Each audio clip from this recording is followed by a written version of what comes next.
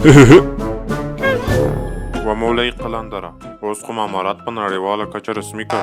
د دې وروسته نو خپلو وژنو ته زور ورکړی چې غین صاحب په تنګ شي او سولې ته غاړه کیږدي. ډېر شخ سړی دی.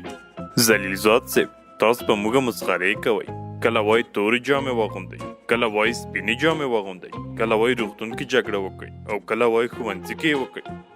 وکه مقلوب، ستاسو دنده وژل دي، نور خبرو پسې مه ګرځئ. موږ چې څه وایي هغه کوئ. خیمیم زرما ټول زما. ټاکنې به ټرمپ کاکو ګټي او قتل مو د افغانانو وویسته. که سبا سوله وکړو نو افغانان مو خدای کې پرېږدي. والله چې په غصه بانجانو خو مو وولي. ولکه قلندره، لکه چې ستا د مرګ ورم راورسېد. نه ذلیل صاحب، بس تاسو چې څه وایي هماغه به کوو.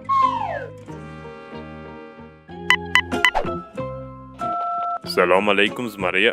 د روژې په مبارکه میاشت کې د خدای رحمتونه پر تاسو وي. هلکان څنګه دي؟ ښه دي؟ وعلیکم سلام ورحمت الله وبرکاتو. ستر مولوي صاحب، موږ ټول ښه تکړه او آماده یو.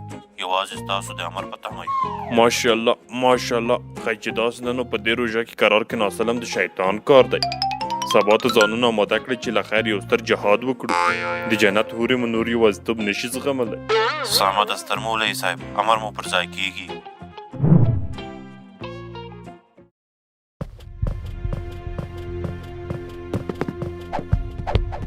هغه وړاندې لویه ودانۍ کې ټول کافران دي.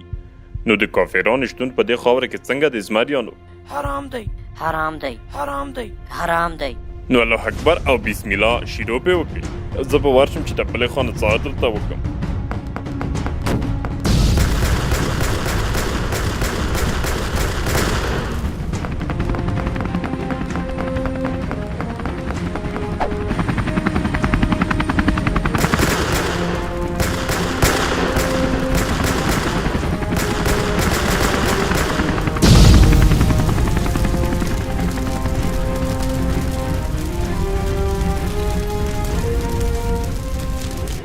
د بل لپاره خپل وطن او وطنوال مه وژنئ او له ځانه قلندر مه جوړوئ.